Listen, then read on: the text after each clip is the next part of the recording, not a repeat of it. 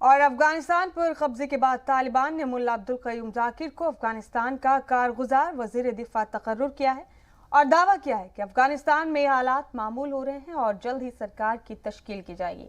वहीं कब्जे के बाद कल तालिबान ने दूसरी बार प्रेस कॉन्फ्रेंस की और कहा कि नौकरी पेशा खवातीन घर पर ही रहें, उन्हें घर पर ही सैलरी दी जाएगी। साथ ही साथ तालिबान के तर्जुमान ने कहा कि तालिबान लड़ाकों को खवातीन से बात करने की ट्रेनिंग दी जाएगी।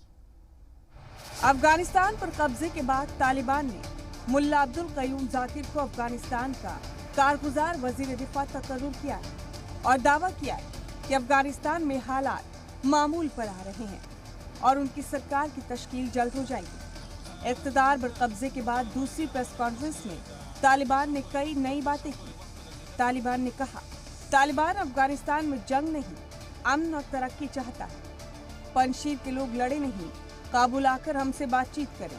अफगानिस्तान की नई सरकार में सभी की हिस्सेदारी होगी। नौकरी पेशा खवातीन घर पर ही रहें, उन्हें घर पर ही सैलरी देंगे।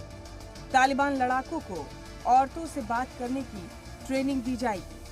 They have announced that they withdraw all their forces by August 31st. They should abide by their announcement. In that case, it is up to our leadership to decide how to proceed and what to do. Taliban ने दुनिया की तंजीमों से ताउन मांगा। वहीं America को 31 अगस्त तक वापसी का अल्टीमेटम दिया। ब्यूरो रिपोर्ट, ज़ी मीडिया।